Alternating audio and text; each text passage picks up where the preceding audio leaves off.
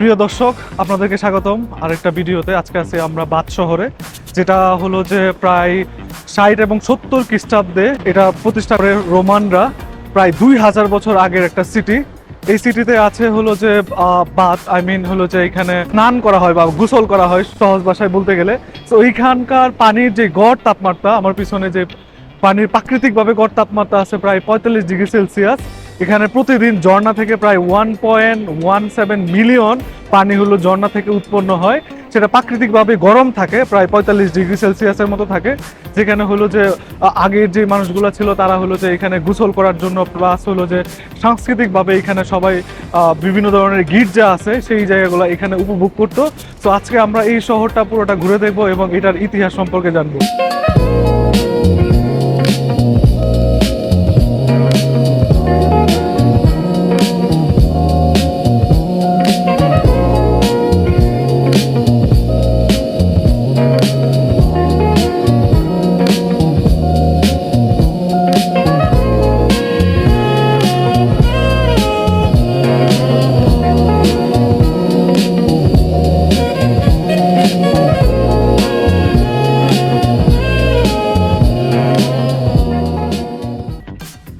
এখানকার যে বাথ, যে মেইন জায়গাটা যেখানে হলো গোসল করা হয়, সেটা 1987 সালে হলো যে ইউনেস্কো হেরিটেজ সাইট হিসাবে হলো যে এটাকে ঘোষণা করে।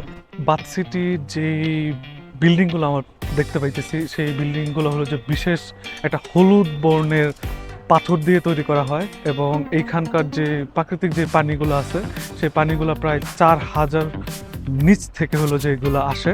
সো আমরা হাঁটতেছি। আমরা এই যে বাতের ভিতরে ঢুকতে গেলে অলমোস্ট প্রায় 25 পাউন্ডের মতো প্রয়োজন হয়, বাট এত টাকা হয়তো আমাদের বাজেট নাই, এই জন্য আমরা আসলে ভিতরে যেতে পারতেছি না।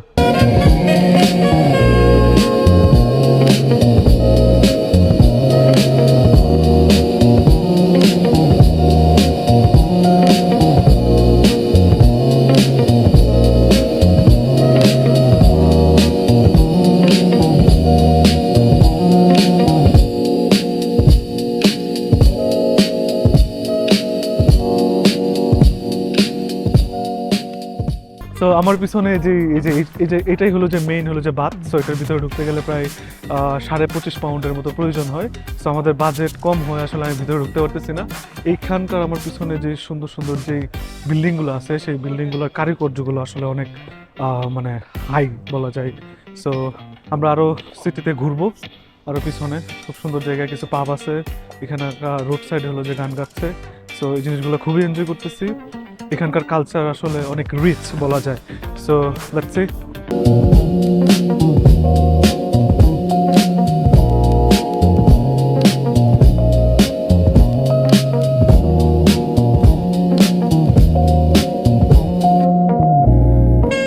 বাথ শহরে প্রতি বছর প্রায় কয়েক মিলিয়ন টুরিস্ট এখানে আসে এখানকার সৌন্দর্য উপভোগ করার জন্য। বিশেষ করে এই শহরটা হলো যে একটা পাহাড়ের উপরে। সো প্রত্যেকটা দালান কোঠা যেগুলো আছে সবগুলো হলো যে বিশেষ ভাবে তৈরি। লাইক এটা দেখলে আসলে বোঝা যায় আসলে এদের যে আর্কিটেকচারগুলো ছিল সেগুলো আসলে অনেক পুরনো, প্লাস অনেক দীর্ঘস্থায়ী। সো প্রায় 2000 বছর পর্যন্ত এই বিল্ডিংগুলো টিকে আছে। সো এইগুলো দেখতে অসম্ভব সুন্দর লাগতেছে, এবং পাহাড়টা উঁচু নিচু একদম।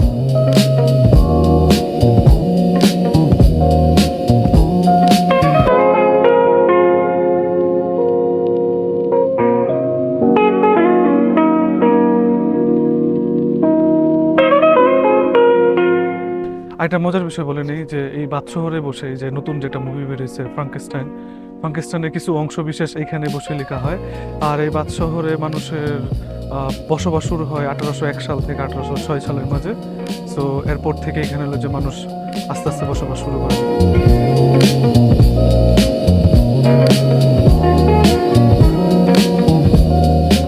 বাথ যে সিটিটা, এটার লোকেশনটা হলো যে রিভার এভন, একটা নদী আছে ওইটার কিনারে শুরু হয়েছে। সো আমার পিছনে অলরেডি যে এরিয়াটা আছে এটাকে হলো যে এই দিক থেকে পানিগুলো আসে।